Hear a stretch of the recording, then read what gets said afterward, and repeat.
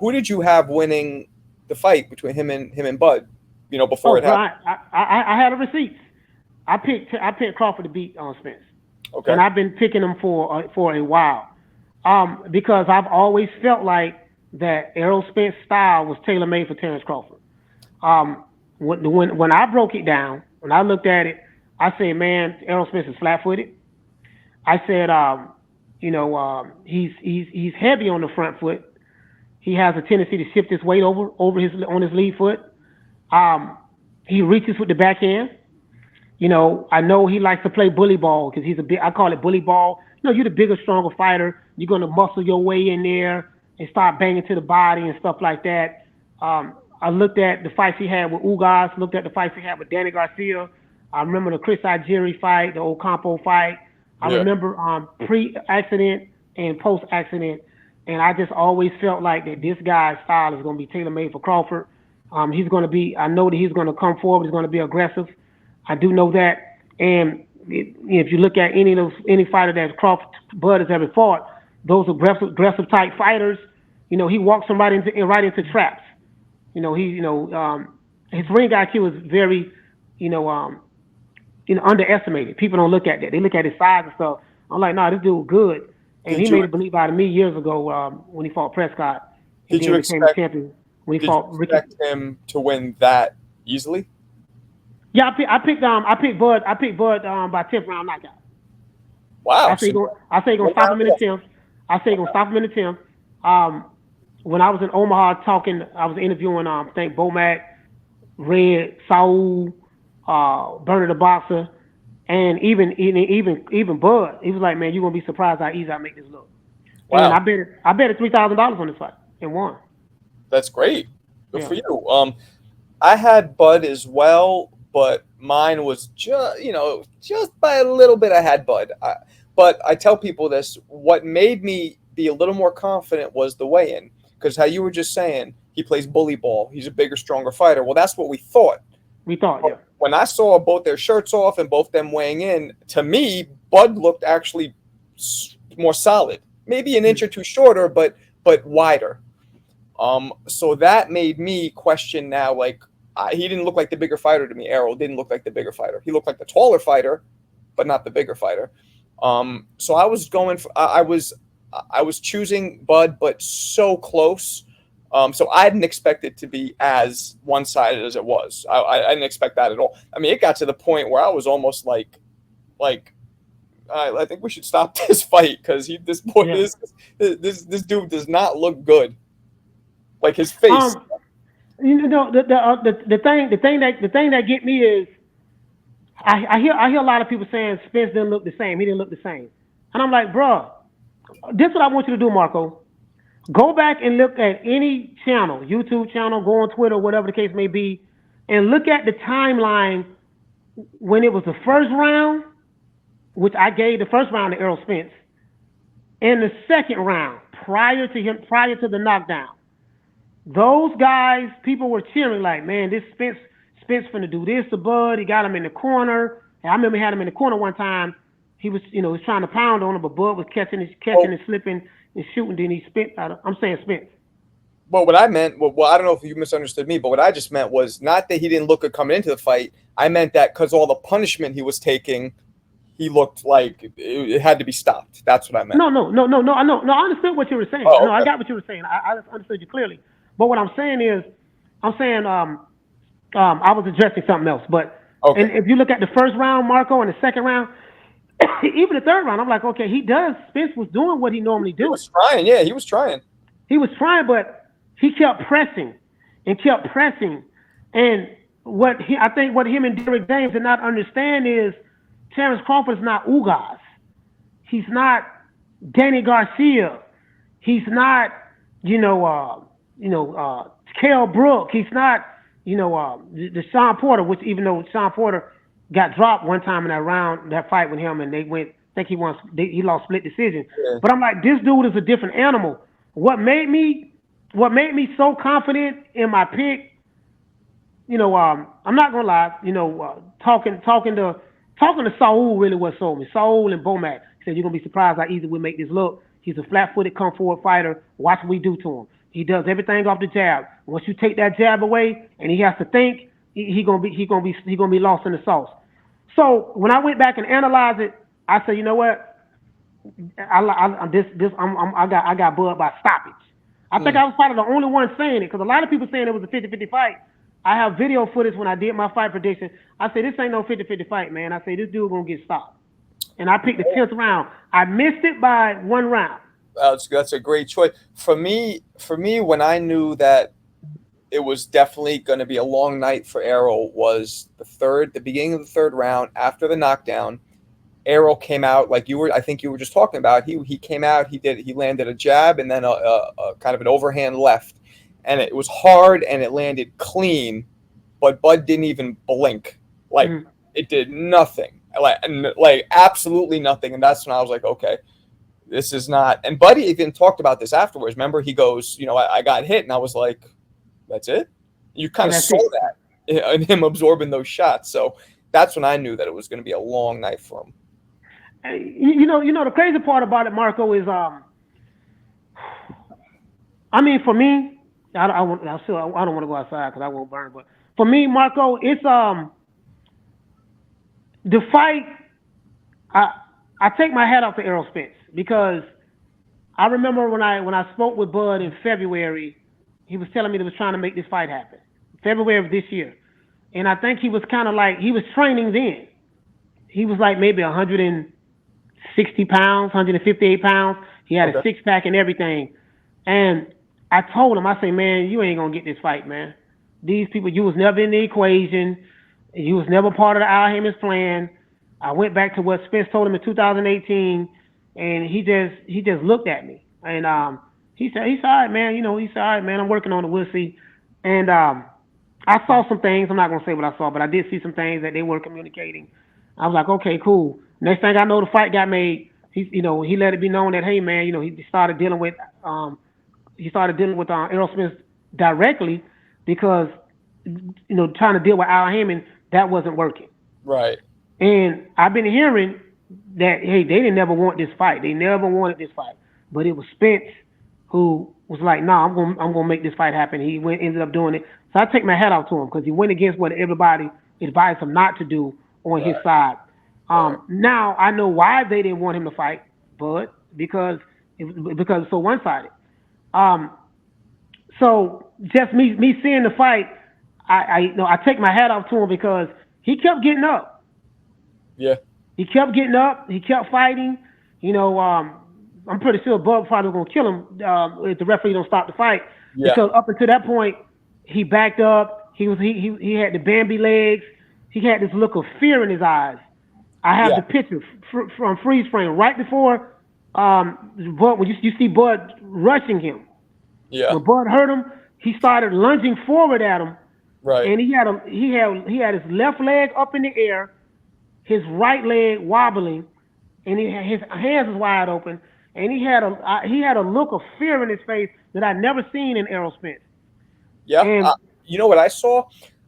It was I guess fear is one. It was more almost like a deer in headlights. Like he was like, wait, what is happening right now? Like I don't think he could, in his wildest dreams, which it should be the case with all fighters, he didn't imagine to be in this position. I think he was just like, wait a second. Like almost it's a surreal look of just bewilderment. But I get what you're saying though.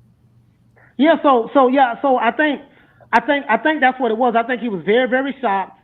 I think that I'm not gonna lie, I'm not a huge fan of Derrick James, but I think that they were so dismissive and so arrogant that I think their arrogance and dismissiveness put them in a position to where he didn't. I know he trained hard, took Crawford seriously, but I'm like, dude, for you to sit back and say, oh man, he ain't fought nobody, man, and he ain't really all that and this and that, and Bull man, we call him Cheetos and this and that and yada yada yada yada yada.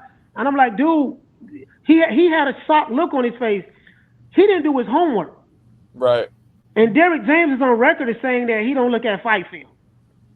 I don't know a coach that doesn't look at fight film. So I've interviewed Derrick a bunch of times. I know Derrick, But for this fight, he didn't want to do any interviews, at least with me. He said he's just doing the ones for Showtime that he's required to contractually. He said, he hates interviews and blah, blah, blah. But when you say you're not a fan of him, do you mean his coaching, or was there something else? Oh, no. He's a good coach, but I think his arrogance and dismissiveness. You don't like the way he handled this fight? Yeah, this fight right here just made me just really turn me off about him. Just over the years, he's been consistent with this message. I don't know what it was for me, Marco. It's whatever it is about Terence Crawford. There's a lot of people that didn't like this guy. Fine, you don't like him, cool. But whatever it is, it was something about this guy. Nah, we don't want to fight this guy. He ain't fought nobody. He got to do this. He got to fight Mothra. He got to fight King Kong. Okay, he was undisputed. Okay, so what? He's been boxing all these years. He ain't do this. He ain't do that. It was as though, he ain't done nothing, so we don't have to fight him, right? We don't care nothing about him. Okay. And for me, after July 29th, I'm like, oh, this is where he was on the wrong side of the street. This is why he ain't fought nobody. This is why all this was being said, because it was something about that guy from Omaha, Nebraska, that stylistically, I've been watching boxing a long time. I know you have. But for me, stylistically, this style was all wrong for Errol Spence. This is not the guy that you don't want to study, because they are studying you. Bomac now, their team, they're studying you. Right. They know what you like to do, what you don't like to do. And you can tell, like when you saw this fight, one guy looked like he was prepared, and the other guy looked like he wasn't prepared. Right. So, Derrick James, trainer of the year, but he's going to have to, in the rematch, he better do something different. Well, let me ask you then, at 154 pounds, do we see anything different? No. At 154 pounds, you can say Errol Spence is going to be bigger and stronger. Well, guess what? Terence Crawford is going to be bigger and stronger as well. It's not like Crawford's not going to be bigger and stronger. So, it was too lopsided of a victory to think that a small adjustment can make a big difference. Right. Because like some people said, oh, there might have been something wrong with Errol, this, whatever. And like I say, well, even if that was true, it was such a lopsided victory. Like if it was a close fight and there was something wrong, it would make me like, okay, maybe that was the deciding factor. But this was way too lopsided of a victory for any little thing, including 7 pounds, in my opinion, to make a difference on. Yeah, I totally agree. I think it was a huge skill gap. And unless Errol Spence, because I did see Spence try to make some adjustments in the fight, but he pretty much went back to what he know how to do. You're not going to outbox Terence Crawford, so you forget that. You're not going to outbox him, but you definitely can't try to be overly aggressive with him.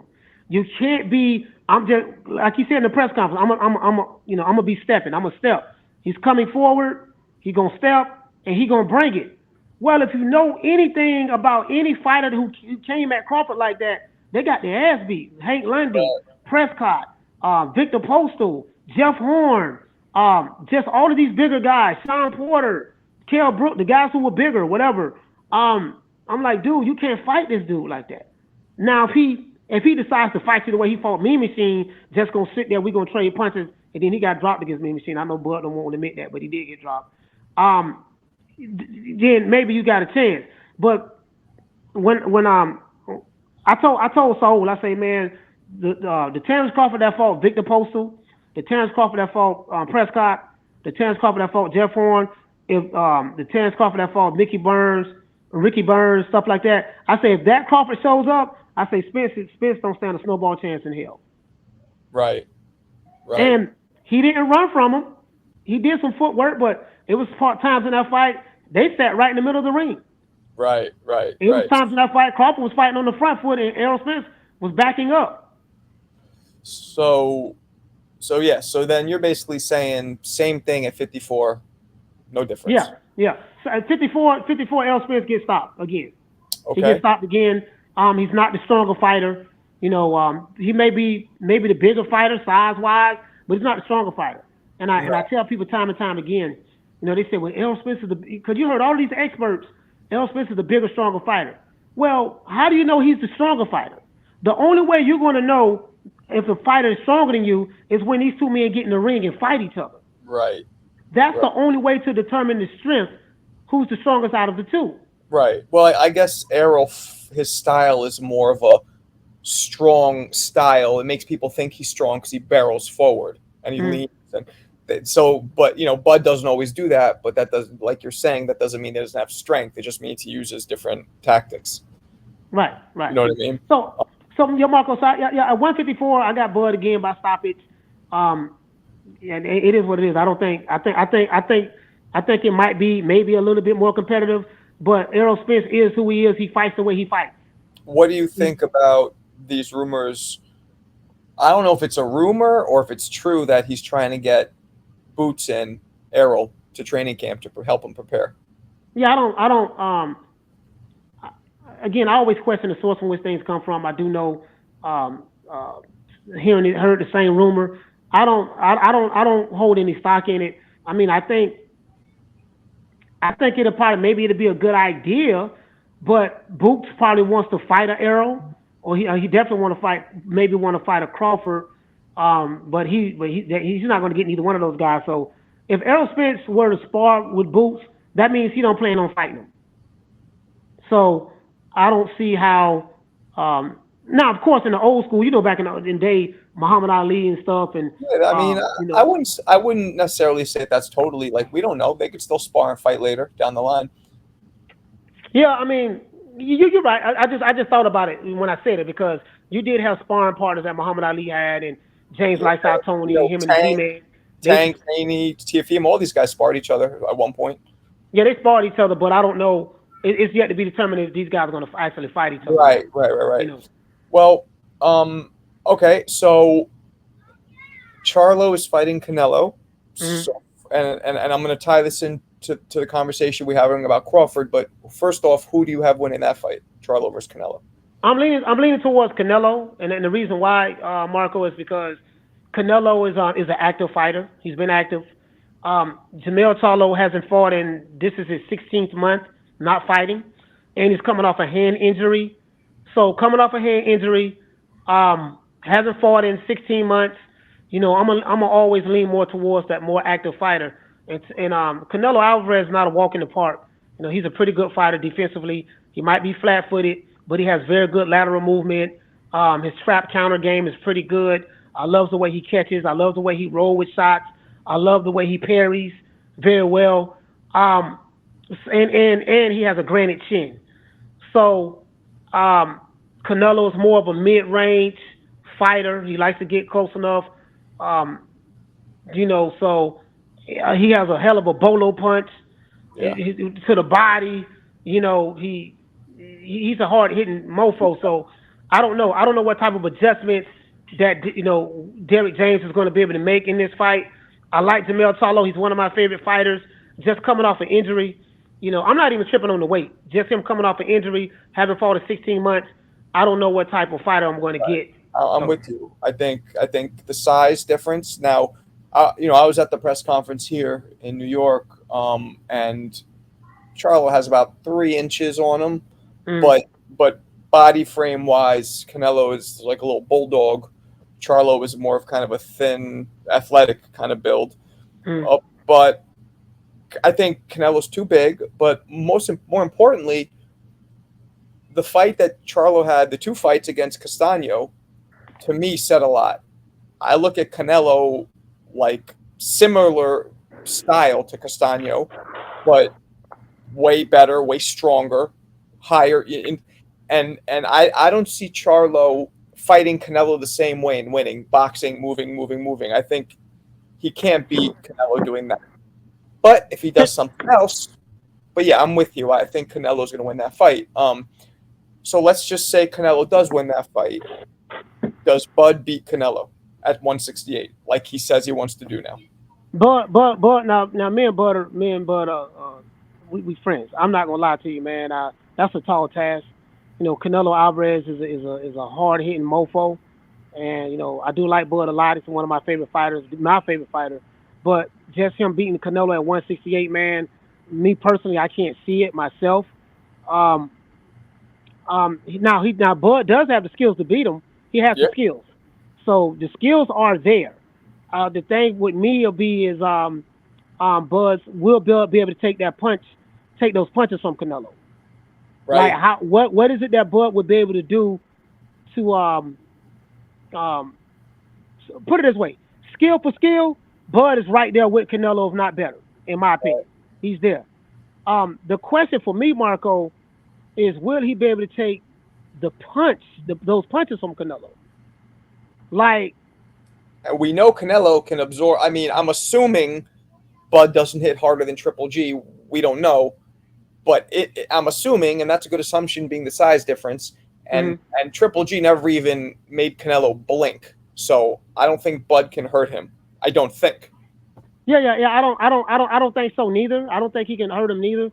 You know, Canelo has a granite chin. I've seen Canelo get hit with flush uppercuts from Triple G, and he didn't go down. He got hit with some hooks from Triple G, didn't go down. He has a granite chin. So I've X'd out. Okay, Bud being able to stop a Canelo in the first half of the fight. Now the second half of the fight is going to tell the story for me. I can tell you this: Bud is dead serious about saying he want to fight Canelo. He's dead serious about that. I believe it. I don't know, but just me being honest. And again, Bud is my favorite fighter. One of my favorite fighters, and he is my favorite fighter. But I can't let that get in the way of, hey man, you know what? There's weight divisions for a reason. You fighting at 147 right now. You're gonna rematch Errol Spence at 154. And then to jump to 168 to fight a Canelo, if that fight is there for you, which I think it should be, because I got Bud beating Spence again. I got him stopping him. The fight makes sense from him. So let's say Charlo wins, which we both don't think will happen, but it could. It's boxing. Does Bud beat Charlo?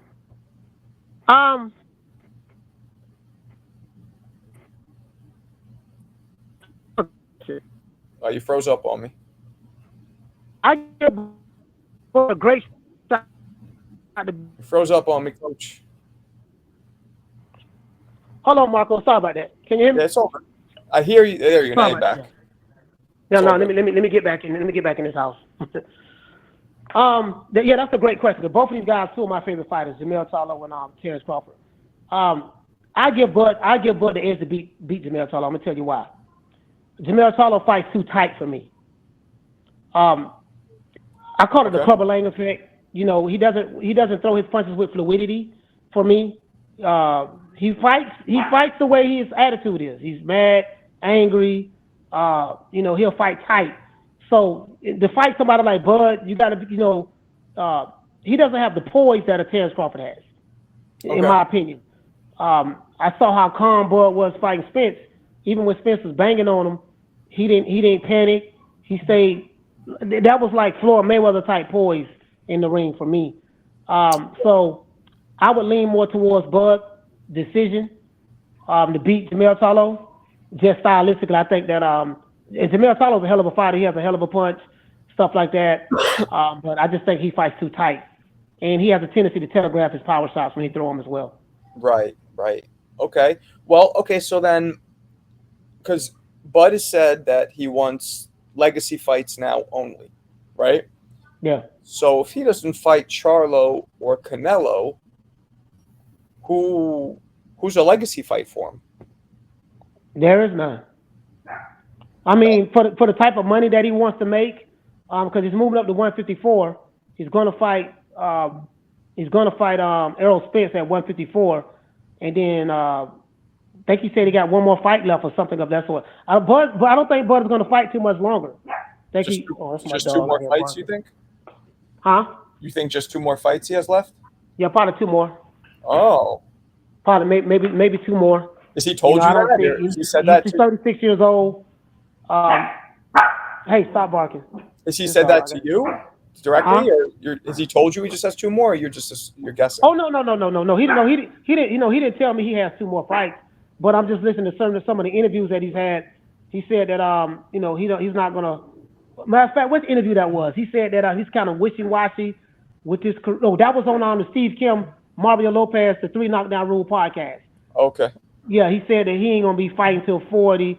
He's kind of up in the air, wishy-washy what he wants to do right now. But if he wants to fight the winner of Jamel Charlo and Canelo. He said that, and he said if Errol Spence activate the rematch clause, because at that time he didn't know what was going on. He said he haven't heard anything from Spence, but Spence activated the rematch clause.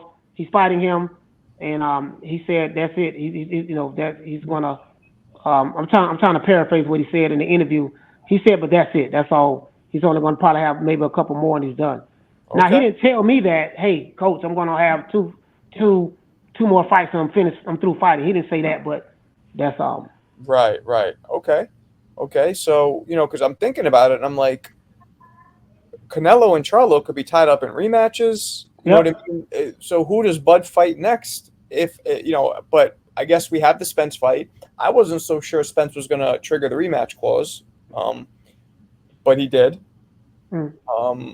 So we're looking at them fighting, I don't know when, maybe December, January, something like that? Yeah, December, January. Maybe they'll probably fight around that time. From what I've been hearing what everybody else has been hearing, that contractually the fight has to happen in December. Maybe it gets extended to January. I don't know. But the fight is definitely going down like the Titanic. Me personally, I do want to see the rematch because, some people say, well, Bud just got Errol Spence's number. I'm the type of guy, I don't think you have a guy's number on one fight. If you beat him back-to-back, like how Sugar Shane beat De La Hoya, how Vernon Forrester beat Sugar Shane Mosley, if you beat a guy on multiple occasions, then you can say, you know what, okay, you got this guy's number. Because you beat him, not only did you beat him once, you beat him twice. You showed that it wasn't a fluke. And since a lot of some people who are pro Spence are saying that that's not the same Spence, he didn't look the same. Okay, cool. Let's run it back at 154. So, because Spence haven't made any excuses. If you feel he's weight drained, if you feel that he was a clone, if you feel that he was on some edibles from Mike Tyson, whatever you feel, let's run it back at 154. And if I beat your ass again, stop you again, then what? Well, so let me ask you that. You just mentioned, did you think that he looked high or different or anything like that? No, he looked the same to me. I'm going to tell you why he looked the same to me. I remember when he came in the ring, he wiped his feet like, finna put this boy in the dirt. Right. When you look at that first round, he looked really, really good that first round. I gave him the first round. He was doing what he normally does. Some would say that Bud was downloading information in that round, more than likely. In the second round, he came out stepping. He threw a lot more punches than Terence Crawford in this fight. So he was the same. He was the same way. The only problem is he was fighting Terence Crawford. Right. Yeah, I mean, I think he looked slightly. His eyes, he looked slightly off.